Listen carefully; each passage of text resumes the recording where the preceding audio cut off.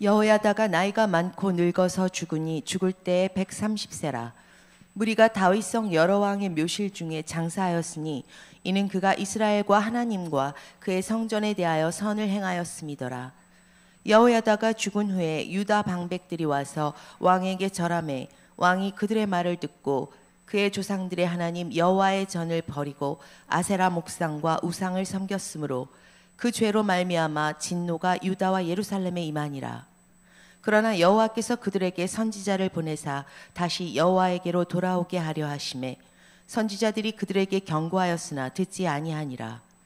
이에 하나님의 영이 제사장 여호야다의 아들 스가랴를 감동시키심에 그가 백성 앞에 높이 서서 그들에게 이르되 하나님이 이같이 말씀하시기를 너희가 어찌하여 여호와의 명령을 거역하여 스스로 형통하지 못하게 하느냐 하셨나니 너희가 여호와를 버렸으므로 여호와께서도 너희를 버리셨느니라 하나 무리가 함께 꾀하고 왕의 명령을 따라 그를 여호와의 전 뜰 안에서 돌로 쳐 죽였더라. 요아스 왕이 이와 같이 스가랴의 아버지 여호야다가 베푼 은혜를 기억하지 아니하고 그의 아들을 죽이니 그가 죽을 때에 이르러 여호와는 감찰하시고 신원하여 주옵소서 하니라. 1주년 말에 아람 군대가 요아스를 치려고 올라와서 유다와 예루살렘에 이르러 백성 중에서 모든 방백들을 다 죽이고 노략한 물건을 다메섹 왕에게로 보내니라. 아람 군대가 적은 무리로 왔으나 여호와께서 심히 큰 군대를 그들의 손에 넘기셨으니 이는 유다 사람들이 그들의 조상들의 하나님 여호와를 버렸음이라. 이와 같이 아람 사람들이 요아스를 징벌하였더라. 요아스가 크게 부상함에 적군이 그를 버리고 간 후에 그의 신하들이 제사장 여호야다의 아들들의 피로 말미암아 반역하여 그를 그의 침상에서 쳐 죽인지라. 다윗성에 장사하였으나 왕들의 묘실에는 장사하지 아니하였더라. 반역한 자들은 암몬 여인 시므아세 아들 사밧과 모압 여인 시므리세 아들 여호사밧이더라. 요아스의 아들들의 사적과 요아스가 중대한 경책을 받은 것과 하나님의 전을 보수한 사적은 다 열왕기 주석에 기록되니라. 그의 아들 아마시아가 대신하여 왕이 되니라. 아멘. 아멘.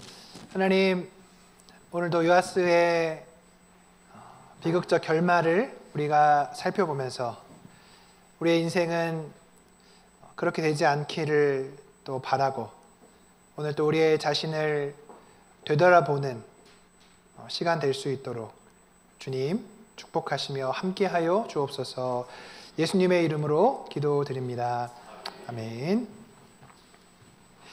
역대하 24장은 죽음에 대한 이야기입니다. 그래서 다음을 한번 보여주시면 죽음에 관련된 단어가 굉장히 이제 많이 나옵니다. 네, 그래서 죽음, 죽었다, 묻혔다, 살해됐다 이런 내용들이 역대하 24장에 계속해서 등장을 하고 있습니다. 역대하 24장을 한마디로 정리를 해보면 세 명의 죽음을 우리에게 이제 보여주고 있어요. 오늘 본문의 병행 본문인 열왕기하 12장은 요아스 왕이 선한 왕이었다. 그리고 중간이 생략이 되고 마지막에 반란에 의해서 죽었다. 신하들에 의해서 이렇게만 이제 기록이 되어 있습니다. 그런데 오늘 역대하의 말씀은 그 중간 과정이 설명이 되어 있습니다. 요아스가 어떻게 무너져 갔고 또 그가 배은망덕하게 자신을 왕으로 세워준 여호야다의 아들인 스가랴를 죽였는지 기록하고 있습니다. 저는 오늘 본문을 계속 이렇게 묵상하면서 에스라는 왜 그 중간 과정을 기록했을까? 그 중간 과정을 기록한 그 에스라의 마음은 우리가 요아스의 그 어두운 길을 따라가지 않고 여호야다와 스가랴의 길을 따라가기를 원하는 모습이 아니었을까 그런 생각을 갖게 되었습니다. 여호야다는 우리가 저번 주에 살펴본 것처럼 여호야다와 여호야다의 부부가 이 요아스를 옹립한 거잖아요. 목숨을 걸고 그 쿠데타를 일으켜서 정권을 뒤집었습니다. 근데 여호야다의 쿠데타는 그냥 일반적으로 보이는 그런 부정한 불법한 것이 아니라 다윗 언약에 근거한 다윗의 왕조가 다시 세워지는 그것으로 돌아가는 중요한 일이었죠. 그 여호야다가 그렇게 이제 하나님이 원하시는 일들을 하고, 오늘 이 성경에 보면 이 사람이 130세를 살고 죽었습니다. 굉장히 장수했습니다. 그리고 어떤 사람이 죽은 나이를 기록하는 부분들은 성경이 굉장히 그것을 주목하고 있는 것을 이제 보게 되죠. 모세도 120살을 살았고 아론도 123세를 살았는데, 오늘 이 여호야다는 130세의 천수를 누리고 그가 죽었습니다. 여호야다의 삶은 굉장히 긍정적으로 그의 마지막까지 여호와의 전에서 번제를 드리며 하나님이 기뻐하시는 삶으로 그의 삶이 마감이 되죠. 또 한 사람의 죽음이 있습니다. 이 여호야다의 아들인 스가랴의 죽음입니다. 이 스가랴는 여호야다의 죽음 이후에 이 요아스 왕이 완전히 무너져 내리거든요. 그래서 아버지 여호야다가 없앴던 그 바알과 아세라를 다시 갖다 놓고 이제 섬기기 시작하니까 하나님께서 이제 선지자를 보내서 경고하시죠. 돌아오라고. 그렇게 하지 말라고. 그런데 이 요아스가 듣지 않습니다. 그러니까 이제 하나님께서 이 스가랴에게 성령을 보내셔서 이 사람을 감동시켜서 이 스가랴를 여호야다에게 보내요. 그래서 여호야다의 아들 그 스가랴가 요아스한테 가서 이제 그의 잘못을 이야기할 때 이 요아스와 방백들이 이 스가랴를 돌로 쳐서 죽입니다. 이 사람은 이제 순교를 하게 됩니다. 세 번째 죽음은 요아스의 죽음입니다. 요아스는 왕이었고, 이제 오늘 본문에 읽지 않았지만 역대하 24장 상반절을 보면 그가 이제 여호와의 전을 보수하면서 그의 왕권이 시작됐을 때는 굉장히 잘했는데, 뒷부분에서 왕창 무너지면서 그가 반란에 의해서 신하들에 의해서 죽음을 당하거든요. 처음에는 너무 좋았지만 끝은 정말 좋지 않았던 요아스의 죽음을 오늘 성경이 기록하고 있습니다. 이 세 가지 죽음을 우리에게 보여주면서, 그럼 우리는 어떤 죽음을 향해 가고 있는가? 오늘 본문은 우리에게 물어보고 있습니다. 모든 사람은 죽음을 향해 달려가고 있죠. 언제 죽을지 모른다는 그 사실 하나만 모를 뿐이지 모든 사람은 죽음을 향해 달려가고 있습니다. 그리고 우리는 어떠한 삶을 살 건지 그게 우리에게 달려있는 것이잖아요. 이제 우리 이번 주에 송년 기도회 여러분들이 이렇게 하시면서 이제 1년을 되돌아보실 텐데, 지금 영적인 상태가 좋은 분도 계실 테고 또 침체 가운데 있는 분들도 계실 것입니다. 뭐 상황이 여러 가지 다르겠죠. 좋을 수도 있고 나쁠 수도 있습니다.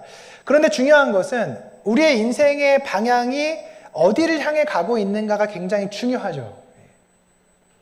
우리는 여호야다와 스가랴처럼 하나님이 기뻐하시는, 하나님이 원하시는, 그분이 왕 되시는 거기에 뜻을 두고 가고 있는가? 비록 업다운이 있지만 거기를 향해 가고 있는가? 아니면 요아스처럼 스스로 왕이 되고 스스로 교만해져서 그렇게 추락하고 멸망하는 길을 가고 있는가?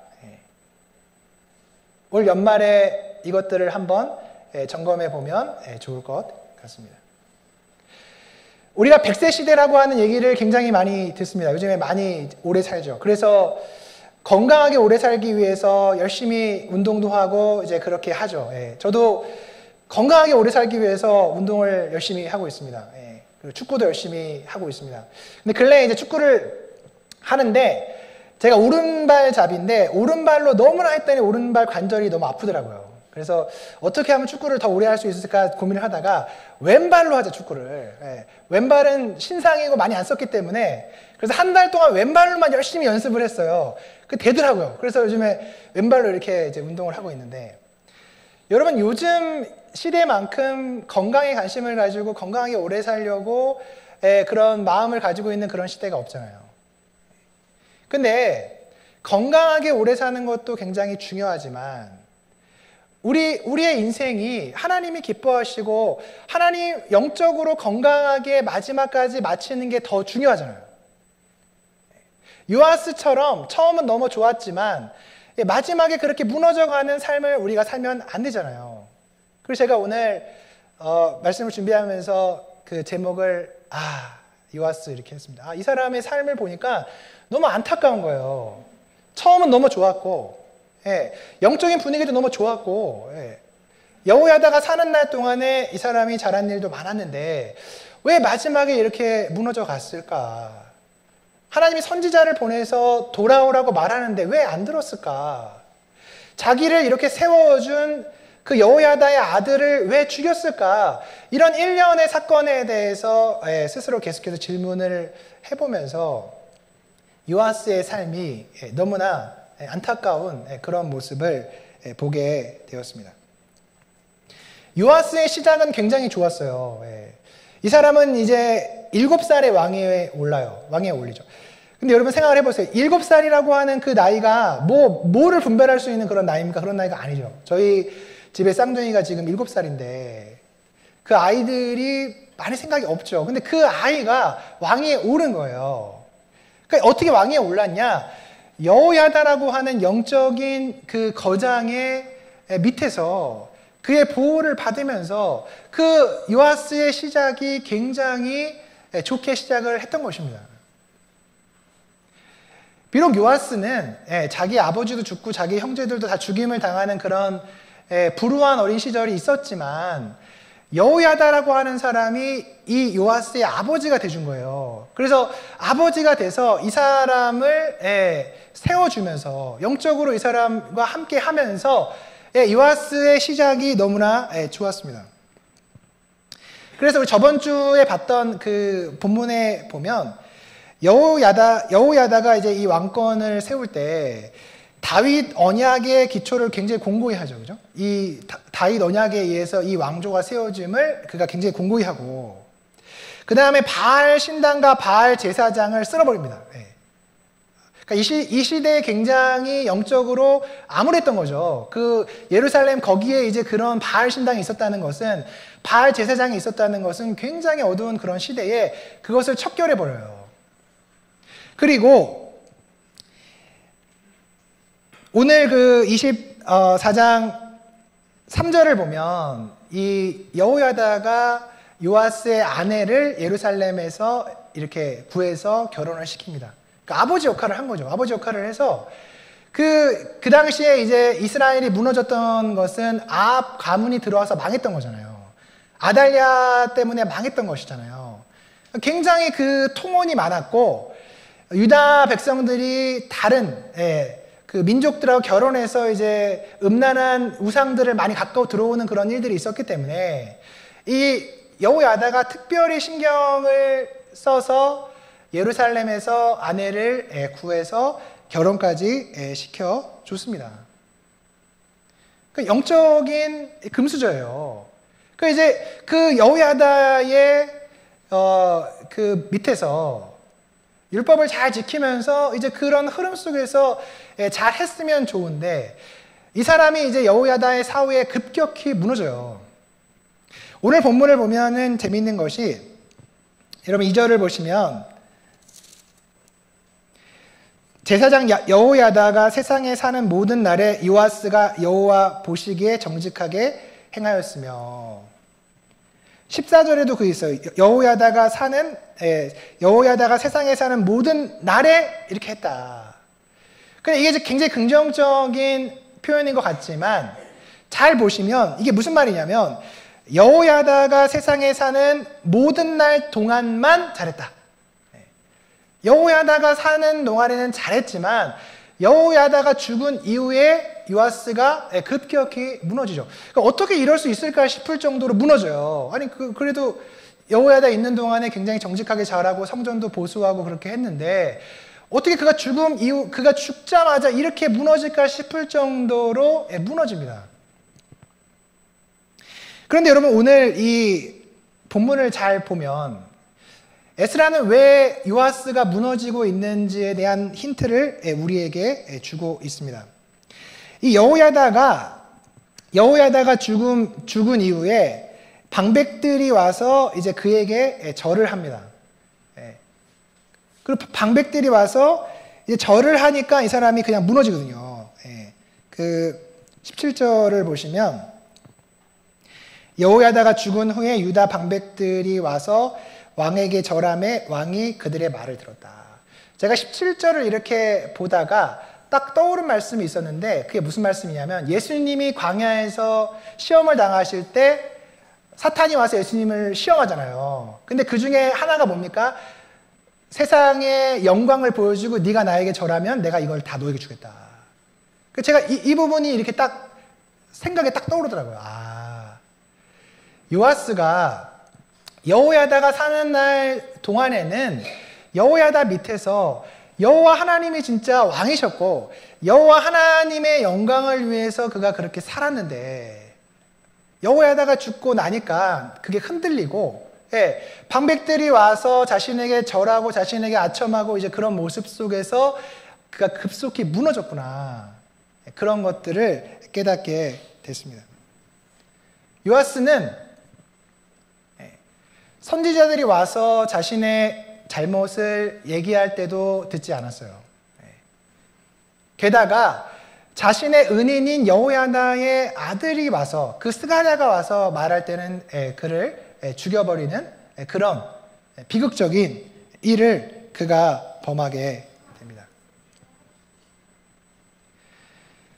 여러분, 하나님은 악인이 망하는 것을 기뻐하지 않으세요.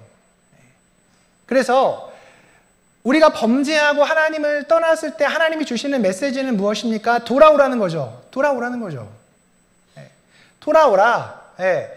잘못했지만 돌아오라고 하는 메시지는 용서하겠다는 메시지인 거잖아요. 여러분, 이렇게 부부가 싸움을 하잖아요. 싸움을 하면 정말 어려운 게 누가 잘못했는지를 가리는 것도 이렇게 어렵죠. 근데 굉장히 어려운 거는 잘못을 고백하는 게 되게 어렵잖아요. 내가 잘못했어라고 말하는 게 되게 어렵잖아요. 그러니까 저는 처음에 부부싸움 하면 잘못했다고 말하는 게 제일 어려운 일이라고 생각을 했는데 살면서 할수록 더 어려운 일은 뭐냐면 용서해 주는 게 더 어려운 거예요. 잘못했다고 했을 때 그것을 받아들여주고 다시 그 사람을 신뢰하는 그 일이 굉장히 어려운 일이더라고요.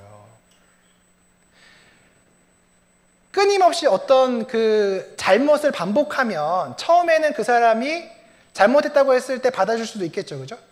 근데 그 일을 몇 번 반복하면 어떤 일이 생깁니까? 더 이상 받아주기 힘들죠. 그 사람을 믿어주기 힘들죠. 이전에 그렇게 안 하겠다고 해서 용서해주고 당신을 믿는다고 했는데 그 신뢰가 깨지면 다시 그 사람을 믿기가 굉장히 어렵잖아요. 그런데 성경을 보면 정말 놀라운 것은 하나님은 우리를 돌아오라고 너무 많이 말씀하신다는 거예요. 아담 때부터 지금까지 너무 많이 속으셨잖아요. 우리가 또 돌아오면 또 그러고 우리가 사사기에서 봤지만 그들이 끊임없이 범죄하잖아요. 용서하면 또 범죄하고 용서하면 또 범죄하고 하는 그런 사이클 속에서 있는데 하나님은 그럼에도 불구하고 끊임없이 우리에게 돌아오라고 말씀하시는 거예요. 그런 본문들이 무지하게 많습니다. 역대하 36장, 예레미야 25장, 스가랴 1장, 이사야 55장, 호세아 6장 제가 찾아보니까 돌아오라고 하는 메시지가 너무 많은 거예요. 하나님은 우리가 끊임없이 반역하고 범죄하고 잘못하지만 우리가 그분께 돌이키시기를 정말로 원하시고 그분께 돌아올 때 우리를 용서하시고 다시 신뢰할 준비가 되어 계시다는 것입니다. 그래서 끊임없이 보내는 거예요. 그러니까 문제는 하나님이 아니라 인간이죠. 하나님은 끊임없이 돌이키라고 메시지를 우리에게 주시는데 우리가 듣지 않는 거죠. 돌이키지 않는 거죠. 너무 보내니까 어떻게 합니까? 끝에는 스가랴를 죽여버리잖아요. 방점을 찍은 거죠. 더 이상 듣기 싫다고 하는 인간의 완악함을 요아스가 보여주고 있습니다. 제가 일전에 청년부에 가서 세계관 특강을 할 때 한 권의 책을 봤는데 한번 그 책 한번 보여주시면 세계관에 대한 책인데 안점식 교수님이 쓴 책이에요. 세계관을 분별하라. 제가 이 책을 이렇게 보니까 이 교수님의 주장이 뭐냐면 바알의 정신, 바알 종교가 계속해서 그 명맥을 유지해서 내려오고 있다는 거예요. 그리고 그 바알 종교가 여러 가지 이단과 이 시대의 악한 영이 우리를 공격하는 원 뿌리다 이런 얘기를 하더라고요. 그 정말 동의가 되고 이스라엘 백성이 이스라엘 역사를 보면 이 사람들이 바알과 아세라에 끊임없이 무너졌잖아요. 오늘 요아스도 여호야다가 죽고 난 이후에 방백들이 와서 그에게 절하자 그가 이제 선지자들의 말을 안 듣고 아세라 상을 다시 꺼내거든요. 예, 바알 신앙으로 다시 회귀하는 거거든요. 예.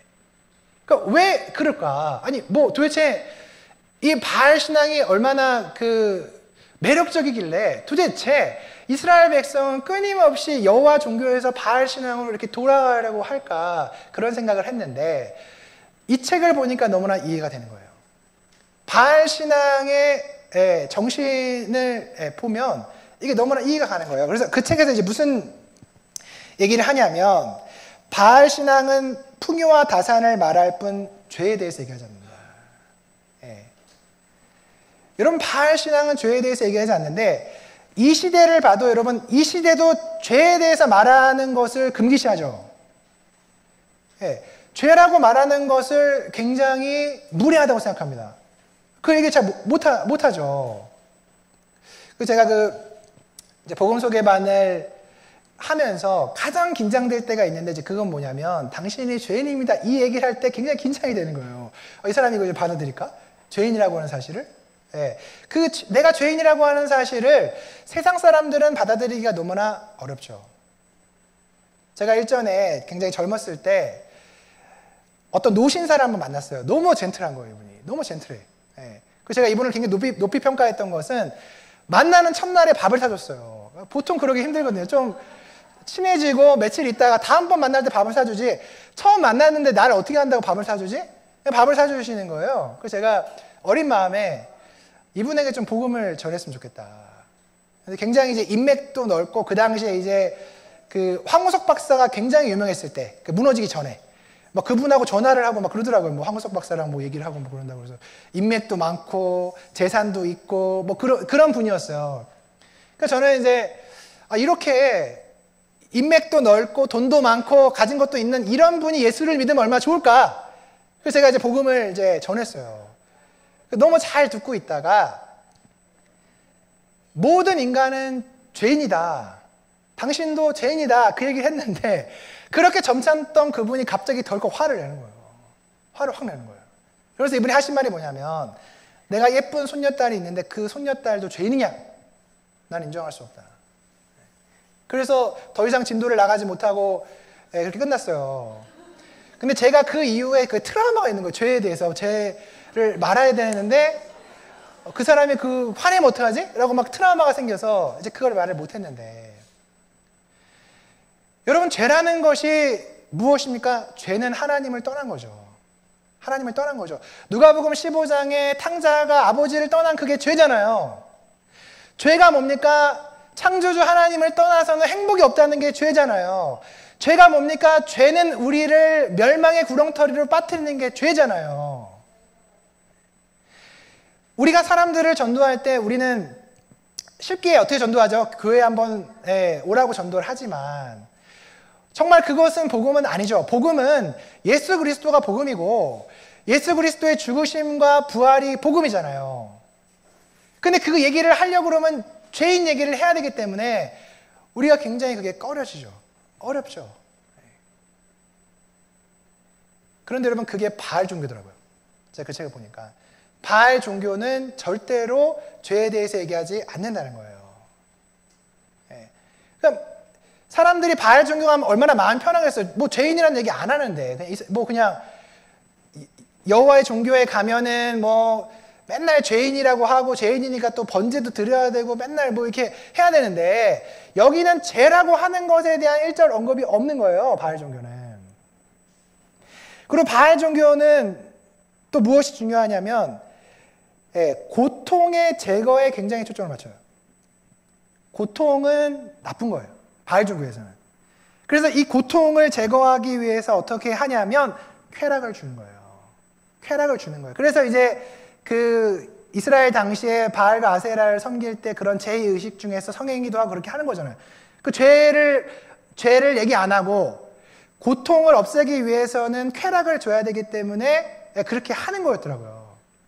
근데 여러분 우리 잘 생각을 해보면 이 시대가 바알 종교가 계속해서 왕성하게 활동하고 있는 그런 시대잖아요. 물질 만능의 시대잖아요. 죄에 대해서 얘기하는 것을 꺼려하는 시대잖아요. 고통의 문제에 대해서 어떻게든지 그 고통의 문제를 쾌락으로 해결하려고 하는 것이 이 시대잖아요. 안전식 교수님 말처럼 그 바알의 정신과 가치가 지금도 여전히 우리와 우리 가정과 우리 자녀들에게 흘러가고 있다는 것입니다. 요아스가 망한 이유는 그가 성전을 보수하고 그가 선한 일도 했지만 겉으로 보여주는 어떤 일을 한다고 해서 그 사람의 신앙이 유지되는 것은 아니에요. 정말로 여호와 종교의 가치와 코어를 받아들이고 그러한 삶을 살아갈 때 그것을 받아들이는 거죠. 요아스는 그것들이 안 됐던 것 같아요. 다시 바알을 찾고 아세라를 찾았던 그 모습이 다시 거기로 돌아가는 것입니다. 그런데 기독교는 달라요. 기독교는 고통을 감내하라고 합니다. 십자가를 지라고 합니다. 멍에를 매라고 합니다. 주님과 함께 좁은 길을 가라고 해요. 그게 기독교인 것입니다. 기독교는 별로 인기가 없죠. 좁은 길을 가라고 하고 고통을 감내하라고 하고 고난을 채우라고 하고 이제 그런 내용인데 바알 신앙은 그게 아닌 거잖아요. 그것을 회피하게 하고 쾌락으로 그것을 대체하게 하고 그러니까 자꾸 그런 쪽으로 우리가 가게 되는 거죠. 제가 근래에 어떤 프로그램을 봤는데 이혼 위기에 있는 부부를 이제 캠프에 만들어서 여러분 보신 분 계실 거예요. 캠프에 이렇게 불러서 거기서 2박 3일이고 3박 4일이고 이제 캠프를 하는 거예요. 각자 얘기를 들어봐요. 각자 얘기를 들어보고 그 사람들을 이제 계속 거기서 이제 전문가들이 와서 검사도 하고 뭐가 문제인가 그러면서 솔루션을 주는 이제 그런 프로그램인데 저는 처음에 그 프로그램 제목 보고 야 이것도 무슨 저기 뭐 그 시청률을 올리려고 되게 또 자극적인 걸 막 그렇게 했구나. 그리고 봤는데 되게 좋은 내용이더라고요. 이게 인간이 왜 그런지에 대한 이해를 굉장히 보여주더라고요. 근데 여러분 그런 생각이 들어요. 아니 이혼하려고 이제 그런 막 극한 대립 속에 있는 사람이 방송에 나온다는 게 이해가 안 가잖아요. 아니 왜 뭐가 창피할 텐데 나와서 그거 나오지? 그 저도 아니 무슨 이렇게 창피한 일을 그렇게 나올까? 근데 그 사람들을 보니까 이 사람들의 주장은 뭐냐면 나에게 잘못이 없다는 거예요.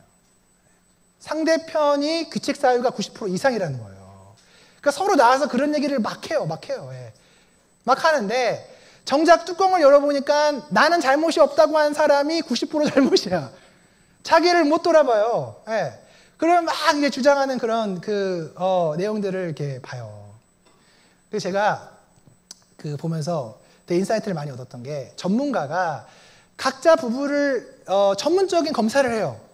검사가 많더라고요. 그래서 뭐 자기애가 굉장히 강한 사람, 자기애 뭐 그런 거 그런 가지고 전문가랑 이제 얘기를 하는데 처음에는 이 사람들이 전문가한테 와서 자기 배우자한테 했듯이 궤변을 막 늘어놔요. 내 잘못은 하나도 없고 이 사람이 잘못이다 막 그래요. 전문가가 한참 참고 들어주다가 검사한 용지를 딱 들이밀어요. 이거 보면 당신이 문제라고. 막 너무 충격적이죠, 그죠? 막 그 사람에게 당신이 정말 이기적인 사람이라고 딱 얘기를 해요. 그러니까 그 사람이 너무 놀라죠. 아니 난 아니라고 생각을 했는데. 그 전문가가 전문 시트를 가지고 이제 그렇게 얘기를 하니까 이제 이 사람이 뭐 다른 얘기 못 하는 거예요. 그래서 2박 3일, 3박 3일 그 캠프에서 이제 막 가둬놓고 그걸 하니까 뭐 도망갈 수도 없고 거기서 그냥 그 얘기 들으면서 이 사람들이 막 팍팍 깨지면서 마지막에 그래도 그걸 수긍을 하더라고요. 수긍 못했던 사람들이. 그러니까 여러분 제가 이제 그걸 보면서 인사이트는 뭐였냐면 우리가 깨어지고 무너지고 잘못된 부분들이 있잖아요. 그럼 그거 어떻게 해결할 거예요? 내 문제를 어떻게 해결할 거예요? 그 문제를 그 프로그램을 보니까 그 문제를 해결하는 유일한 것은 그거에 직면하는 거예요. 그리고 자신이 얼마나 이기적인 존재라는 것을 보는 거예요. 그걸 계속 회피하거든요. 자기는 아니라고. 자기는 이런 이유 때문에 이렇게 행동했지 남편이 문제고 아내가 문제지 나는 잘못이 아니라고 계속 회피하거든요. 근데 그거를 딱 가서 이렇게 보여주니까 그 사람이 그걸 딱 받아들이더라고요. 근데 너무 놀라운 거는 그걸 받아들이는 순간 회복이 일어나더라고요. 신기하게. 제가 정말 그러네요. 제가 못 보던 거네요. 네. 그 얘기를 그냥 들어주고 있을 때는 여전히 살기 등등하고 분노가 가득했던 그 사람이 자신의 그 문제, 자신의 그 고통에 직면하는 그 순간 회복이 일어나더라니까요. 그렇구나. 우리는 그 문제가 너무 어렵기 때문에 피하고 회피하고 남 탓을 하지만 진정한 회복은 그 문제를 직면할 때 회복이 일어나는 거예요. 내가 진짜 죄인이라고 인정할 때 우리 안에 진정한 회복이 일어나는 것입니다. 예. 내가 정말 그런 존재구나.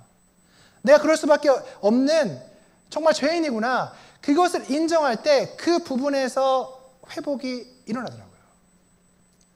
제가 그 보면서 이런 사역하면 되게 좋겠다. 문제 있는 그런 부부들을 캠프로 데려가서 이 목사님 가운데 계시고 정 목사님은 저랑 이렇게 양쪽에서 얘기 다 들어보고 좀 검사를 해서 좀 당신은 교만한 사람이고 배약한 사람이고 무도한 사람이라고 도망가지 못하게 가둬놓고 그렇게 해서 직면시키고 그러면 참 좋겠다. 그런 생각이 들더라고요. 여러분, 이 시대는 끊임없이 다른 것으로 자신의 잘못을 탓하려고 해요. 회피하려고 해요. 근데 그렇게 하면 문제가 해결이 안 되죠. 근데 제가 그 프로그램을 보면서 그 나온 사람들의 공통점이 있는데 그 공통점이 뭐냐면 여기 나온 부부들 중에 적어도 한 명은 분명히 중독이 되어 있어요. 무언가에 중독이 되어 있어요. 음란물에 중독이 되어 있든지 술에 중독이 되어 있든지 쇼핑에 중독이 되어 있든지 경제적으로 엄청나게 심각한 문제가 있든지 무언가에 중독이 되어 있어요. 너무 신기하더라고요. 뭔가에 왜 중독이 되었을까 생각을 해보면 이유가 여러 가지더라고요. 어렸을 때 가정 불화로 굉장히 어려움을 겪은 그런 상황 속에서 자기가 살기 위해서 뭔가에 중독이 된 거예요. 자기 스스로 그 고통을 이길 수가 없으니까 회피를 하기 위해서 어디론가 간 거예요. 근데 여러분 잘 생각해 보십시오. 그게 바알 종교인 거예요. 고통의 문제를 직면해서 그 안에서 우리를 치료하시는 여호와 하나님을 만나게 하는 게 아니라 다른 무엇인가로 도망가게 만들어요. 근데 그 도망간 그 문제 때문에 더 문제가 생겨 뭐인가 또 중독돼서 그 중독 때문에 너무나 많은 것들이 발산이 되면서 무너져가는 그런 모습들을 보게 돼요. 그 사이클이 있다는 게 너무나 놀랍더라고요. 저도 일전에 과자에 중독에 대해서 굉장히 힘든 시간을 보냈는데 끊었습니다. 끊었어요. 근데 여러분 잘 보십시오. 우리가 어려움이 있을 때 우리는 어떠한 중독을 찾게 되어 있어요. 근데 하나님을 찾고 하나님 앞에 내 문제를 직면하고 내 문제를 고치시는 하나님 만나면 좋은데 그게 잘 안 되잖아요. 안 되잖아요. 그리고 뭔가 달콤하잖아요. 다른 어떤 걸로 도망가면 달콤하잖아요. 이거 문제를 좀 회피해서, 그죠? 거기 좀 들어가 있으면 좀 뭔가 나은 것 같잖아요. 근데 분명한 건 뭐냐면 중독은 우리의 문제를 해결하지 못합니다. 중독은 우리의 문제를 더 악화시켜요. 더 나쁜 쪽으로 끌고 가요. 근데 이 사탄과 바울의 이러한 전략이 여전히 지금도 유효하게 흘러가고 있다는 것입니다. 그리고 이 바알 종교는 복에 대한 개념이 완전히 달라요. 기독교는, 여호와 종교는 목적이 하나님의 영광이에요. 그리고 결과가 형통이에요. 그런데 이 바알 종교는 목적이 현세적인 복이에요. 그리고 결과가 영광이에요. 그러니까 쉽게 얘기하면 여호와 신앙은 하나님의 영광이 우리 삶의 목적이에요. 그래서 하나님의 영광을 우리가 계속해서 추구하면서 살 때에 우리의 삶이 형통하게 되는 거죠. 그분 안에 거할 때 우리의 삶의 복을 받는 거죠. 그런 방식으로 가죠. 근데 바알 종교는 내 영광이 먼저예요. 내 복이 먼저예요. 내가 복을 받아야 하나님이 영광스러운 거예요. 내가 잘 돼야 하나님이 진짜 살아계신 거예요. 이 순서가 완전히 뒤집어져 버려요.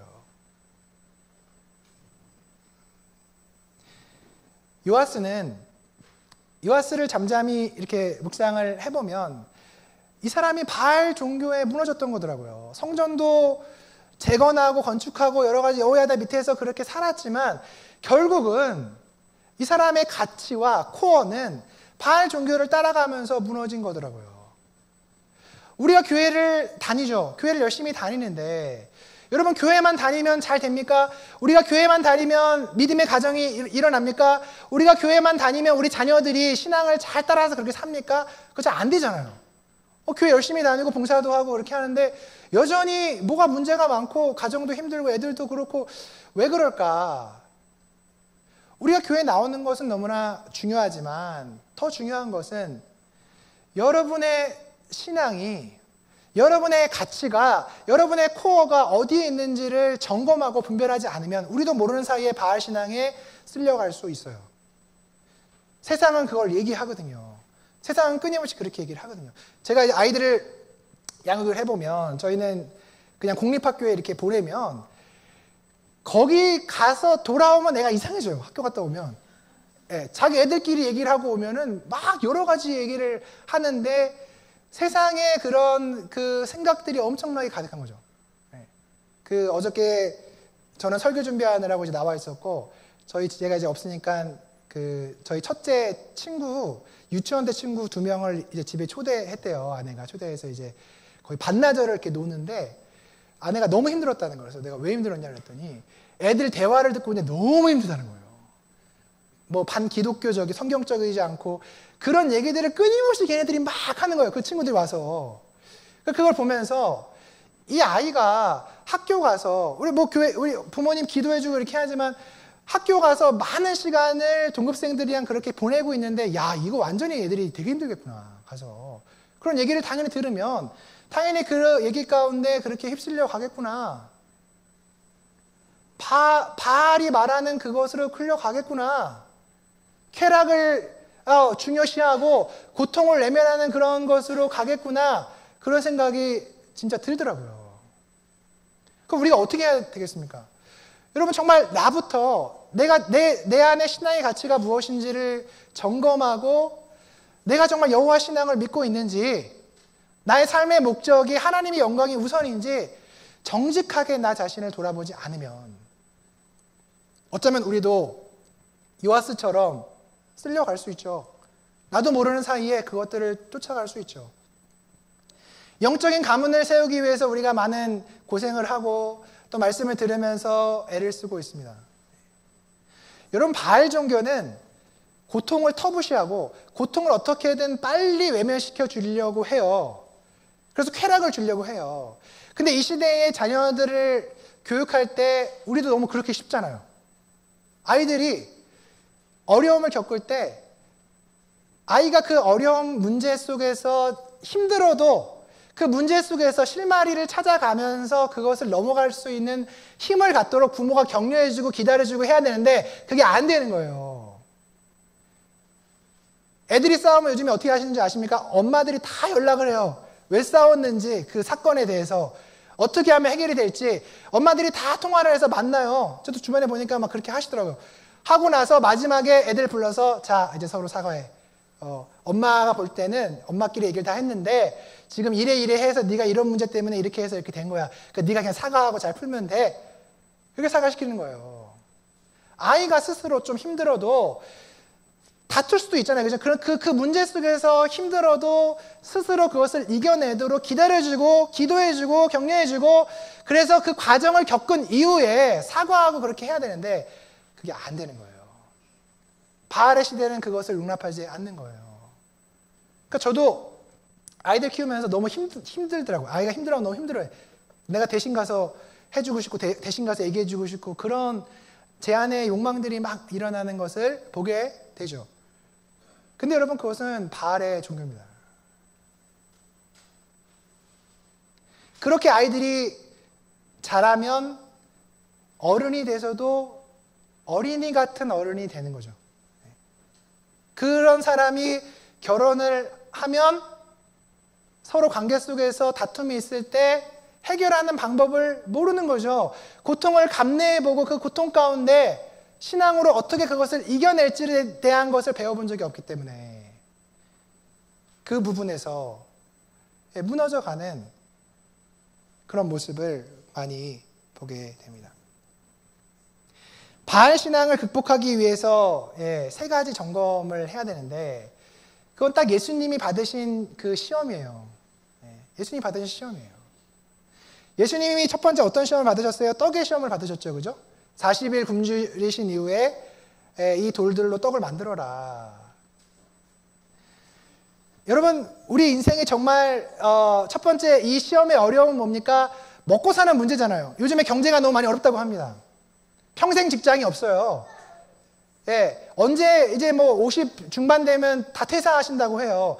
100세 시대를 살아야 되는데 남은 인생 어떻게 그럼 살 것인가에 대한 고민이 굉장히 중요한 화두죠.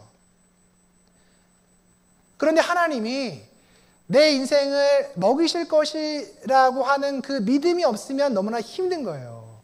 저도 가끔 그런 생각을 합니다. 로또 같은 거 한번 맞아서 한 100억 정도 생겨서 죽을 때까지 먹을 걱정 없이 하면 나는 정말 열심히 신앙생활 할 것 같다. 그 100억 생기면 그 한 50억으로 좀 교회도 짓고, 그죠? 고아원도 짓고 이렇게 해서 평생 살 것 같다고 하는 생각들이 문득문득 들 때가 있어요. 그거 왜 좀 주시지? 왜 안 주시나? 제 자동차 그 번호 앞에가 100조거든요. 그래서 이재 장로님이 늘 보시면서 나한테 한 3조만 달라고 그래서 제가 번호만 100조지 돈이 없다. 하나님 왜 그러실까요? 하나님이 좀 살 길을 주시면 좋잖아요. 뭐 돈이 좀 어떻게든 복권이 되던 어떻게 되던 걱정하지 않고 뭐 평생을 원하지도 않아 10년 정도는 아무리 먹고 살 만한 것 좀 이렇게 주셔가지고 마음 편하게 신앙생활하면 너무 좋잖아요. 근데 그렇지 않거든요. 당장 어떻게 되지? 어떻게 살지? 근데 여러분 거기에 굉장히 영적인 포인트가 있는 것입니다. 이스라엘 백성이 광야에서 만나를 매일매일 받아 먹었잖아요. 안식일에 2번 받고, 그죠? 매일매일 만나가 떨어지지만 이스라엘 백성 가운데의 의심은 뭡니까? 내일 또 내릴까? 이거잖아요.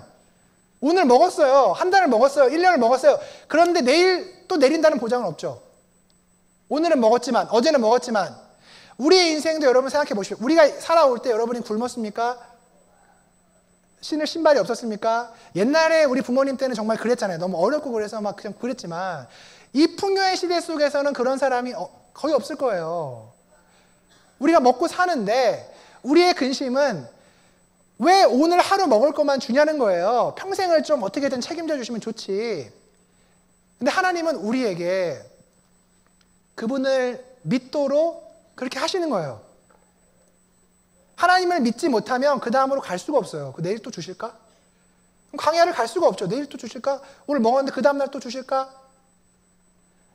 떡의 시험에 대해서 이스라엘 백성은 실패를 했지만 예수님은 그 떡의 시험에 실패하지 않으시죠.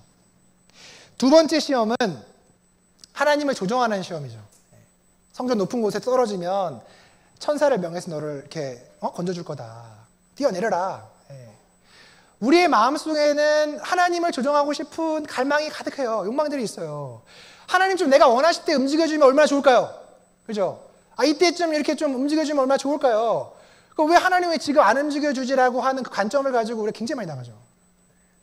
하나님 원망하고. 근데 여러분 그 저변에는 바알 신앙이 깔려 있는 것입니다. 내가 하나님을 조종할 수 있다고 하는 그 생각이 깔려 있는 것이죠. 하나님은 조종당하지 않으시죠.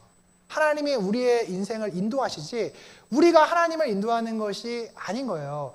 그 부분을 우리가 깊이 한번 생각해 볼 필요가 있습니다. 마지막 세 번째 시험은 권력의 시험이고 영광의 시험입니다. 요아스가 무너졌던 부분이 이 부분이 아닐까 싶어요. 그 방백들이 와서 절할 때 그가 급속도로 아세라와 바알로 넘어간 걸 보면 하나님의 영광이 우리 삶의 목적이 돼야 되는데 내 영광이 나도 모르는 사이에 들어와서 자리를 차지할 때가 있습니다. 내 영광이 중요한 거예요.